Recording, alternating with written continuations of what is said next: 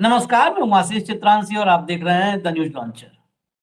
आज लोकसभा में Modi and company के लिए मामला बहुत भारी रहा और इसका अंदाजा आप इससे लगा सकते हैं कि प्रियंका गांधी को बोलने के लिए गेस कीजिए कितना वक्त दिया गया हो।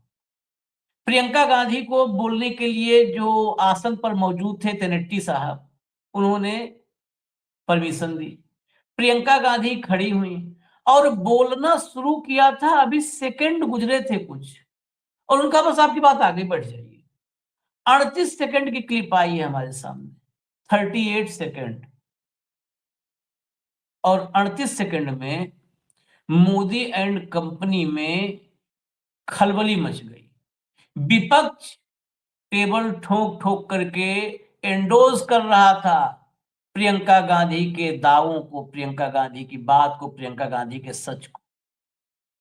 प्रियंका ने न अपने बारे में कुछ कहा, प्रियंका ने न बिरला के बारे में कुछ कहा, प्रियंका ने आसन पर मौजूद तेनेट्टी के बारे में भी कुछ नहीं कहा कि उनको रोकना पड़ गया। प्रियंका गांधी ने अपने भाई राहुल गांधी की चर्चा छेड़ दी, क्योंकि राहुल गांधी की ही चर्चा तो बिरला पर विश्वास प्रस्ताव और राहुल पर चर्चा हो रही है। जो मोदी एंड कंपनी का सांसद खड़ा होता है वही राहुल गांधी को गरियाने में जुट जा रहा है। प्रियंका गांधी ने 12 साल में मोदी के सामने राहुल गांधी के स्टैंड को जिस तरीके से बताया, वो पर्याप्त था मोदी एंड कंपनी के हिलने के लिए। और फिर सोचिए, स्पीकर पद पर ही अविश्वास प्रस्ताव आया है बैठे हुए ओम बिरला के खिलाफ। स्पीकर पद पर विराजमान ओम बिरला के खिलाफ अविश्वास प्रस्ताव आया है। उस अविश्वास प्रस्ताव पर चर्चा के दौरान स्पीकर के आसन पर विराजमान व्यक्तियों का आचरण जरा देखिए, अद्भुत है, अद्भुत। फिर आसन पर बैठे हुए तेनेट्टी साहब कूद पड़े और रोक दिया प्रियंका गांधी को। लाइए जरा हेमंत भाई को जोड़िए, हम आपको क्लिप्स दिखा देते हैं। उसके बाद बाहर निकल करके प्रियंका गांधी ने, स्वागत है हेमंत भाई, बाहर निकल करके अपनी बात पूरी भी की, और पूरी की तो पूरा घर तक पहुंचा करके आई। जरा फिर इंदिरा गांधी तक की चर्चा आई। जरा सुनवाइए सदन के भीतर प्रियंका के 38 सेकंड का क्लिप है, सुनवा दीजिए। एक ही व्यक्ति है इस देश में जो इन 12 सालों में इनके सामने झुका नहीं है, वो नेता प्रतिपक्ष। और वो नेता प्रतिपक्ष क्योंकि इस सदन में खड़े होके सच बोल देते हैं, बेझिझक बोल देते हैं। धन्यवाद मैडम, धन्यवाद। आप अपनी बात रखिए। इनसे सर नहीं सर तारीफ की। I gave her the opportunity. I gave her the opportunity. Yes. वो सच्चाई जो है जो वो बोलते हैं इनसे पचती ही नहीं है, इन्हें पचती नहीं है। अच्छा, ये 38 सेकंड का क्लिप एक बार फिर से देखिएगा आप लोग। इसमें देखिए स्पीकर साहब को देखिए, इसमें क्या था, धन्यवाद मैडम, बस आपकी बात आ गई। मतलब क्या ऐसा बोला, ये तो मैं तो इस खाली सिलेक्टेड क्लिप लेकर के आया हूं। जब ये सदन की कार्यवाही चल रही थी तो हेमंत भाई सदन की कार्यवाही देख रहे थे। ये आज जिम्मे था उनके कि वो सदन की कार्यवाही देखें जरा उसमें क्या चल रहा है। तो सदन की कार्यवाही देखते समय उन्होंने तो पूरा देखा है, उसके आगे भी पीछे भी क्या हुआ पहले और क्या बाद में। ये अजीब सा नहीं लगता है कि 38 सेकंड, और 38 सेकंड में शुरू के 18 सेकंड आप गिनिएगा, काउंटिंग करिए, 18 से 20 सेकंड हुए थे। जैसे ही राहुल गांधी की बात आई कि वो 12 साल में झुके नहीं और सच बोलते हैं तो ये लोग घबरा जाते हैं, तो उनका आपकी बात आ गई मैडम। और मुंह देखिएगा, दोबारा बचवाइए, चेहरा देखिए। एक ही व्यक्ति है इस देश में जो इन 12 सालों में इनके सामने झुका नहीं है, वो नेता प्रतिपक्ष।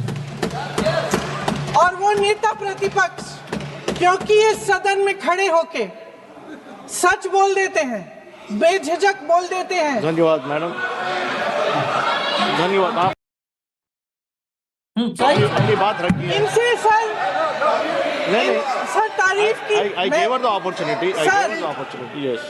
वो सच्चाई जो है, जो वो बोलते हैं, इनसे पचती ही नहीं है, इन्हें पचती नहीं है।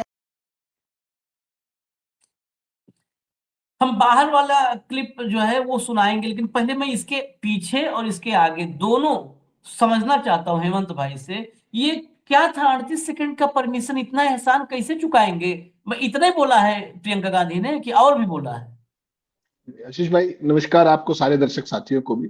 देखिए मैं ये सारी लगातार, क्योंकि मुझे फॉलो करना पड़ता है हर समय, तो मैं देख रहा था किरण रिजिजू ने अपना लंबा चौड़ा संबोधन जो मैं चर्चा कर रहा था आपसे, वो दे के हटे वो, कि कैसे बेसिकली जैसे हमने पहले भी कहा कि जो अविश्वास प्रस्ताव है वो स्पीकर के खिलाफ है, और जो सत्ता पक्ष के निशाने पे सिंगल हैंडेडली राहुल गांधी जिम्मेदार, और कोई विपक्ष नहीं।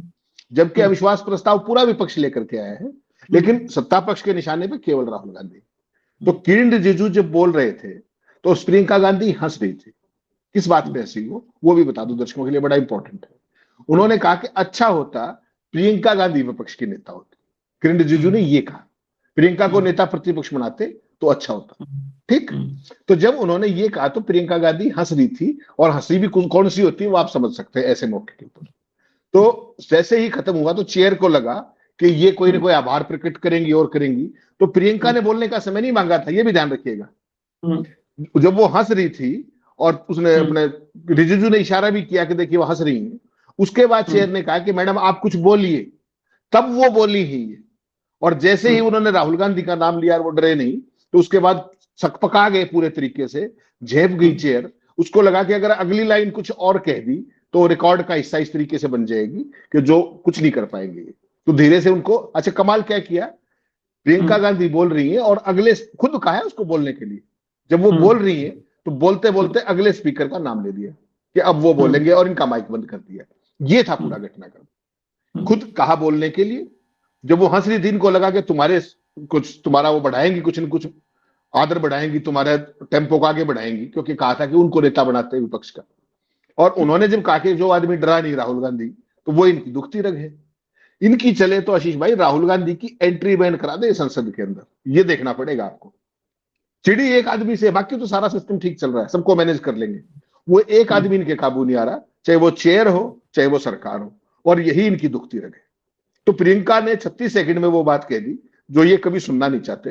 हकीकत ये है, बाकी दर्शक तय कर लेंगे, जब पूरा रेफरेंस मैंने बता दिया है। और खबर ये कभी आएगी नहीं मीडिया में कि प्रियंका ने क्या कहा था और क्या नहीं, और कैसे चेयर से लेकर सारे बैकफुट पे आ गए। आप केवल उस समय चेयर का चेहरा देखिए, किस तरीके से झेपे हुए हैं वो, जैसे कोई गलत नंबर डायल हो गया, ओहो ये तो गलत हो गया। तो उसने कोर्स करेक्शन किया और 36 सेकंड में अगले स्पीकर का नाम ले दिया। ये परिस्थिति थी उससे। गजब है भैया, गजब है।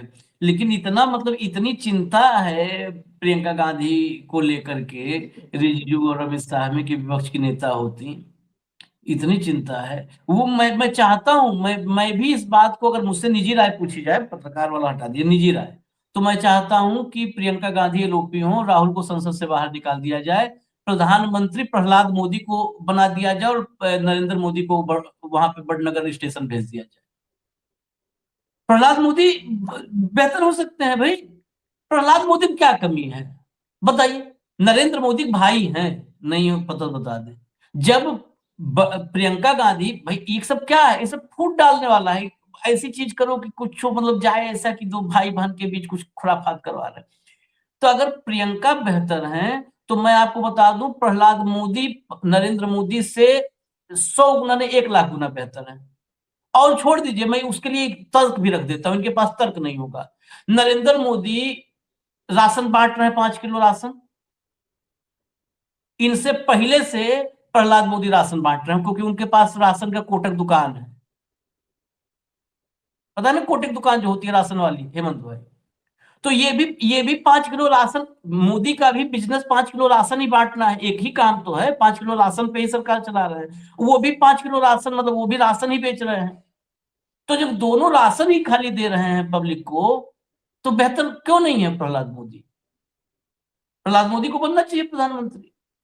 दोनों राशन वाले हैं। चलिए, राशन से शासन का सफर प्रहलाद मोदी तय कर, हम तो पूरा समर्थन करेंगे। प्रहलाद मोदी आवे तो हम न्यूज लॉन्चर से लोगों को अपील करेंगे प्रहलाद मोदी के साथ दे। चलिए, अब जरा दूसरी क्लिप चलाइए प्रियंका गांधी की, जो सदन के बाहर की है। ये क्योंकि जो मेरे भाई करते हैं वो सच बोलते हैं। इनके सामने आज तक एक ही व्यक्ति है जो इस पूरे देश में जो झुका नहीं है। इन्होंने सब कोशिशें की, पैसे खर्चे, तमाम सोशल मीडिया की कैंपेन की, मीडिया पे कैंपेन की, तरह तरह की चीजें बोली, उनके बारे में कुछ नहीं चला है। सच्चाई उनके सामने है, लोग देख रहे हैं कि ये एक ही व्यक्ति है जो सच बोलता है और झिझकता नहीं है और पीछे नहीं हटता। तो मुझे तो हंसी इसी बात पे आ रही थी कि तुम डर रहे हो इनसे, इनकी जो सच्चाई है, इनका जो सत्य है वो पच ही नहीं रहा, इसलिए हर बार इन्हीं पे आलोचना, इन्हीं पर बात कर रहे हो। कभी कहते हो कि ये पैंट छोटी पहने, अरे वाह, जो कह रहे हैं उसका जवाब दो ना, जो सवाल उठा रहे हैं उसका जवाब दो। उसका तो जवाब है ही नहीं। आप क्यों बिक गए? आपने देश को कोई की सारी संपत्ति अडानी जी और अंबानी जी को क्यों दे दी? जो आज देश का किसान जिस तरह से संघर्ष कर रहा है उसके बारे में आप कोई सवाल पूछे, आप जवाब नहीं दे सकते। तो यहाँ इस सदन में पिछले, मैं नहीं हूँ, लेकिन पिछले 2-3 सेशन से मैं देख रही हूँ कि यहाँ असली चर्चा नहीं हो रही है। जो एक्चुअल मुद्दे, वंदे मातरम पे हमने चर्चा कर ली भर के, और नेहरू जी पर, इंदिरा जी पर सारी आलोचनाएं करते रहे, लेकिन हमने एक असली चर्चा नहीं की कि महंगाई क्यों बढ़ रही है, बेरोजगारी क्यों है, आज देश की स्थिति क्या है, आप अमेरिका को सब कुछ ऐसे थाली पे परोस कर दे क्यों रहे हैं, आप अडानी अंबानी जी को सारा देश बेच क्यों रहे हैं, ये चर्चा नहीं हुई। और ये लोग आलोचना कर रहे हैं कि हमने सदन को कमजोर कर दिया है, ये किया है, वो किया है। असलियत ये है कि प्रेशर इन्होंने डाला है स्पीकर पर। असलियत ये है कि उनकी स्वतंत्रता इन्होंने खराब की है, इन्होंने खत्म की है, कि हर संस्था को खत्म करने वाले ये हैं। हम तो संस्थाओं को बचाने की कोशिश कर रहे हैं। हम जहाँ भी, जो भी हम आंदोलन कर रहे हैं, जो भी हम कह रहे हैं, हम ये संस्थाओं को बचाने के लिए कह रहे हैं, क्योंकि सब वो संस्थाएं निष्पक्ष रही नहीं जिन पर आधारित हमारा लोकतंत्र है, इसलिए हम लड़ रहे हैं। तो अब इनको ये बातें पचती नहीं है, तो कभी पैंट की बात करेंगे, कभी कुछ कहेंगे कि उन्होंने यार कह दिया, कुछ कह दिया। एक गहराई होती है ना बात की, भाषा एक चीज होती है लेकिन गहराई भी होती है। और जो इंसान बार बार सच कह रहा है वो सच किसी न किसी तरह से बाहर आ जाता है। और इस देश की जनता की खासियत ये है कि चाहे समय लगे लेकिन सच्चाई वो समझ जाते हैं। मुझे याद है मेरी दादी जी भी यही कहती थी कि आप नकली होने की कोशिश करो, कुछ भी दिखाने की कोशिश करो, अपनी इमेज बनाने की कोशिश करो, कुछ नहीं चलेगा। इस देश की जनता सच्चाई देख रही है, समय लगा है लेकिन देख रही है। समय ही तो ज्यादा लग गया, देख तो रही जनता लेकिन समय ही ज्यादा लग गया कि अब बताओ, पैंट छोटी है, शर्ट लंबी है, यही सब। अच्छा, यही सब करते हैं सब कि वाकई वो पैंट छोटी पहन के चले जाते हैं, टी शर्ट पहन के चले जाते हैं। लेकिन एक इस क्लिप में मैंने एक और चीज देखी, अभी देखते देखते मेरे दिमाग में आया। एक बार क्लिप चलाइएगा, ऑडियो बंद करके या खोल करके, जैसे भी, एक बार क्लिप चलाइए, सेकंड वाली क्लिप चलाइए। हेमंत भाई, पार्लियामेंट आप गए हैं, फील्ड में आप लोग रहे हैं, जरा मुझे बताइएगा, ये पीछे देखिए, सारे तो पत्रकार हैं, पीछे ये संसद का कर्मचारी लग रहा है और सिक्योरिटी का व्यक्ति वो लग रहा है। वो मोबाइल से क्यों क्लिप बना रहा है, ये क्यों रिकॉर्ड कर रहा है? वहां पर तो एलआईयू जैसा कोई होता नहीं है कि एलआईयू है। ये पीछे जो व्यक्ति दिख रहा है, मैं इधर किसी का ध्यान नहीं गया, हमारा ध्यान उधर चला जाता है कई बार, इधर नहीं लोग देखना चाहते। ये क्यों वीडियो रिकॉर्ड कर रहा है प्रियंका गांधी का? ये जरा अगर कुछ आपके पास ऐसा कुछ हो भाई, संसद कवर करने में कि ऐसा भी होता है, तो मुझे जरा बताना। नहीं आशीष भाई, ये वॉच एंड वार्ड का स्टाफ का कर्मचारी है और जो वर्दी से लग रहा है। और क्योंकि यहाँ पर वर्दी और तरीके की है, प्रियंका गांधी की सिक्योरिटी का भी बंदा हो सकता है, पर्सनल सिक्योरिटी का भी हो सकता है और वॉच एंड वार्ड का भी हो सकता है। लेकिन जो कार्ड दिख रहा है इसकी जेब पे, वो मुझे लगता है पार्लियामेंट की वॉच एंड वार्ड का है। तो इनका नहीं बनता ये सब करना। वॉच एंड वार्ड का काम है सुरक्षा करना संसद के अंदर और बाहर नजर रखना जनरली। तो ये जो इस तरीके से दिख रहा है, पर्सनल सिक्योरिटी तो ये नहीं लग रही है, ये संसद का आइडेंटिटी कार्ड जो दिख रहा है मुझे। मैंने गौर से, मैं एक मिनट रोक दो आपको, गौर से मैंने देखा, आप देखो हाथ कहाँ पे रखा है, ये प्रियंका इस पार है, प्रियंका के बाद उधर एक बैरिकेडिंग जैसे लगती है, वो जो है वो है, उसके पार वो खड़ा है और वहां से लटक करके, तो प्रियंका का सिक्योरिटी वाला हो ही नहीं सकता कि वो लटक करके प्रियंका वीडियो बनावे। नहीं, वो इसीलिए कहा कि वॉच एंड वार्ड का स्टाफ, क्योंकि अभी ये कार्ड दिख गया इसकी जेब के ऊपर, जो पार्लियामेंट सिक्योरिटी का कार्ड होता है ना, वो दिख हाँ। रहा है, और वो बाकी 3 भी देखेंगे आप तो भी वॉच एंड वार्ड के ही लोग हैं। तो ये इसका अपने आप काम में, कब क्या है, इसका काम नहीं, कैसे है ये? इसका काम तो हो ही नहीं सकता ना, इनका काम ये थोड़ी है वीडियो बनाना वहां पे। लेकिन वो कोई हो सकता है संघ शासित कोई एकलव्य हो वहां का, तो ऐसे भी तो हो सकता है ना कि जब चेयर के ऊपर एकलव्य बैठ सकते हैं, तो एकलव्य तो बाहर भी घूम सकते हैं, तो कर सकता है वो ये काम। बाकी 100% इलीगल है ये और अनएथिकल है, इसका कोई मतलब नहीं है इस बात से, क्योंकि ये मीडिया का स्टैंड है, मीडिया वाले अपना इंटरव्यू कर रहे हैं, बात खत्म होगी। ये कम से कम मीडिया का कोई साथी नहीं है, मीडिया के सारे साथी आप देखिए स्टैंड के अंदर है, और प्रियंका हाँ। वहां जाकर के बाइट दे रही है।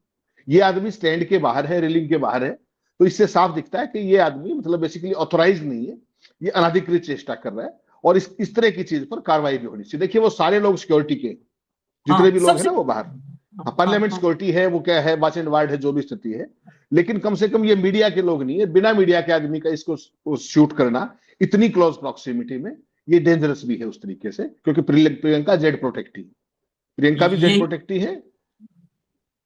बहुत जी, इंपॉर्टेंट बात है। हम चर्चा दूसरे विषय पर करनी थी, लेकिन ये देख करके मुझे खटक गया, इसका क्या वहां पर है? ये तो सिक्योरिटी से लेकर के हर चीज पर, वो भले सिक्योरिटी पर्सनल, वो वहां पर लटक करके वो पूरा सिक्योरिटी है, आप उनकी वर्दी देखिए, जी, बिल्कुल। ये वहां नहीं, पे ये बड़ा खड़े हुए हैं। बहुत आपत्तिजनक है, इसका संज्ञान लिया जाना चाहिए कि भाई ये इस तरीके से कैसे हुआ, और इस पर जो भी एक्शन बनता है वो भी किया जाना चाहिए। पूरी शिद्दत के साथ कर रहा है, मुझे लगता है वो किसी को भेज भी रहा है, देखिए वो करके हाँ वो साइड में हाँ, चला गया है, वो दूसरी तरफ एग्जैक्टली। चला गया है। हाँ प्रियंका इस तरफ मूव की है, वो दूसरी तरफ गया है, तो हो हाँ, वो सकता है दूसरी वो अंदर अंदर वो सत्ता पक्ष को फीड कर रहा हो कि भाई बाहर ये हुआ है, रियल टाइम में आप ये देखो। ये टीवी पे आने में तो टाइम लग जाता है 10-12 मिनट, हाँ हाँ, तो वहां तो मिनट टू मिनट स्ट्रेटजी बनती है ना कि प्रियंका ने अंदर क्या बोला, बाहर क्या बोला, तो रियल टाइम अपडेट चाहिए।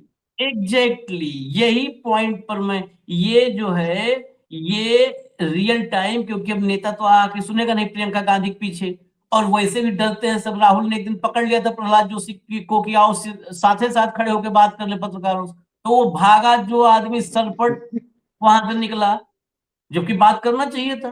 तो प्रियंका के पीछे वो तो आएंगे नहीं। सोचिए सिक्योरिटी पर्सनल यही ये सुरक्षा बढ़ा रहे हैं, ये सब के सब संघी भर्ती कर देंगे।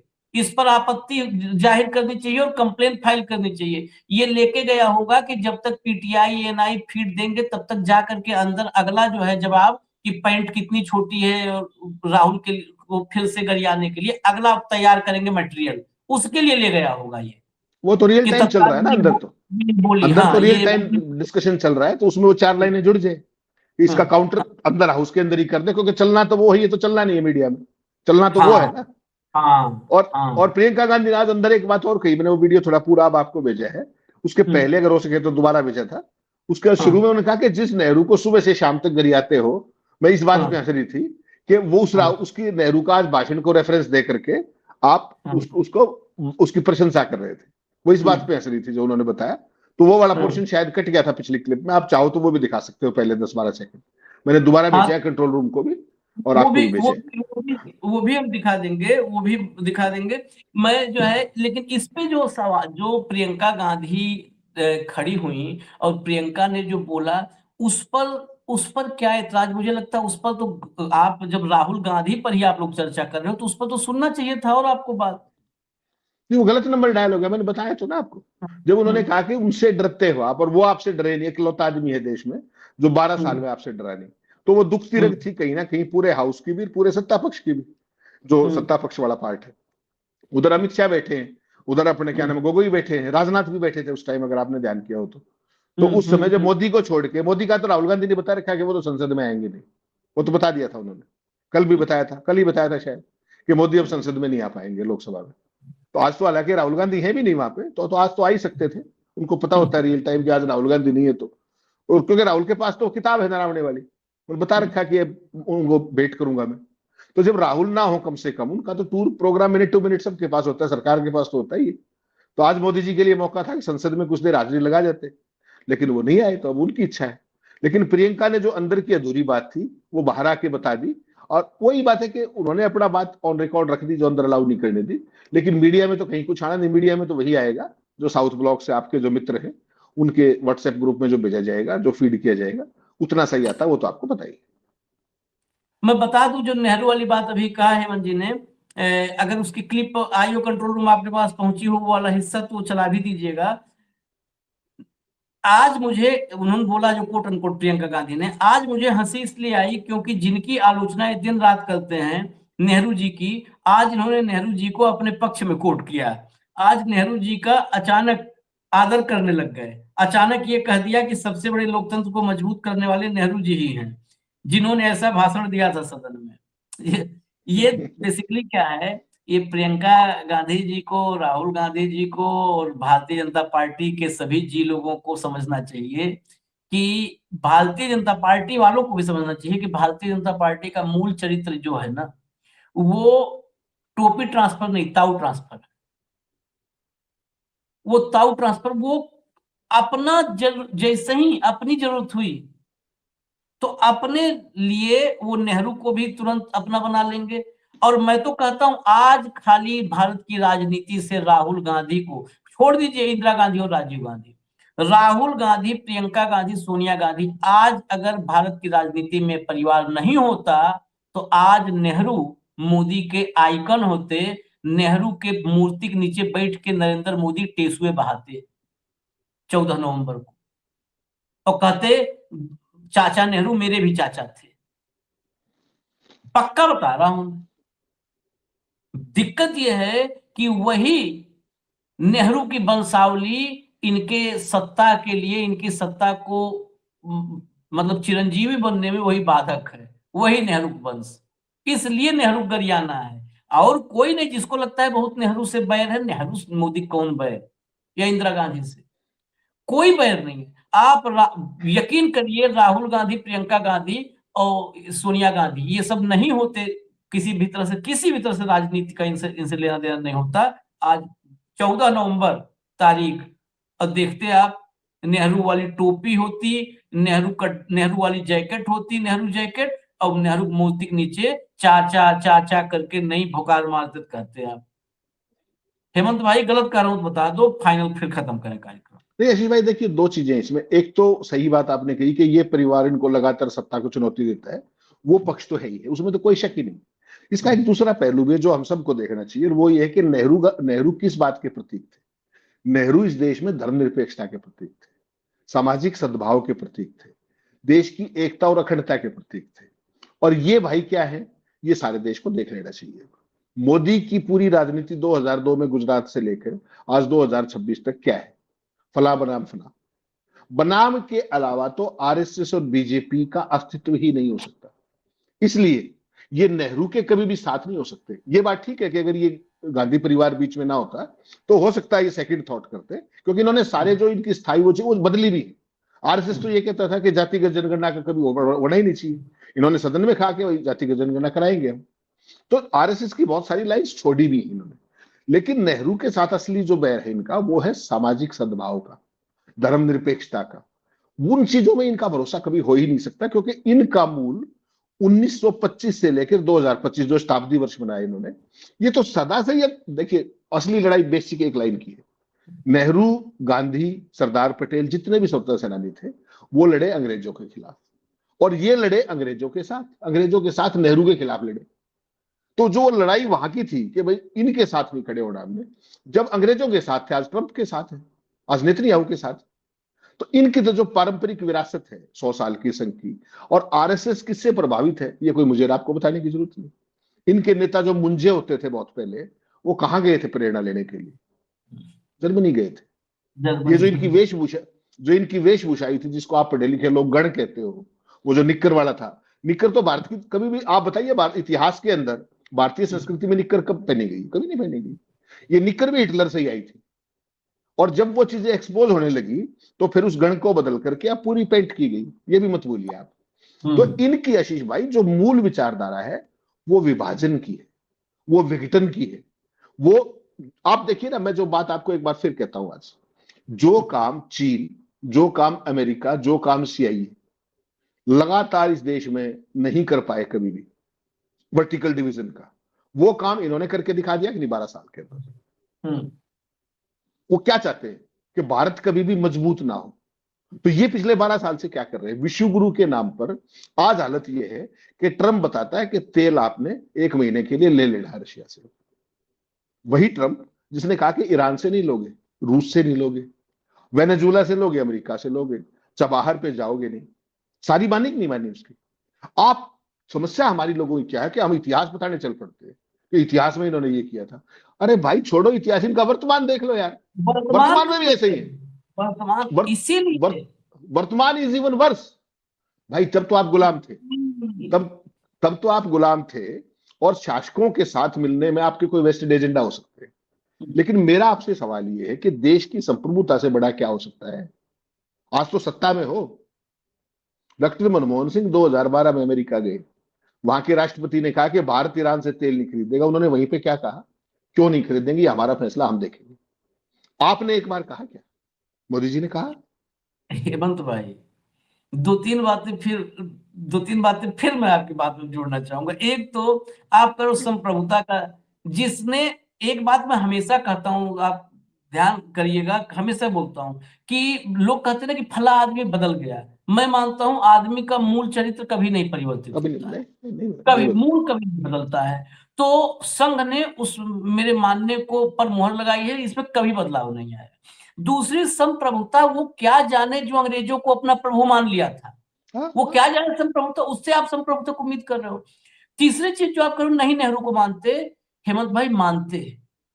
ये एक जेब में जब गोडसे को रख करके दूसरे जेब में गांधी को रख सकते हैं, तो आप सोचिए फिर इनके लिए कोई ऐसा नहीं है कि वो सेकुलर थे। सरदार पटेल को हाईजैक कर लिया भाई। सरदार पटेल जिसने बैन लगाया इन पे, आरएसएस पे बैन लगाया, उसको कंधे पे उठाए घूम रहे हैं। और त्रासदी देखिए अहमदाबाद के उन्हीं के नाम के स्टेडियम का नाम, क्रिकेट स्टेडियम, उसका नाम उनके नाम से बदल के सरदार पटेल के वो मोदी के नाम से कर दिया, अपने नाम पे कर लिया। त्रासदी देखिए।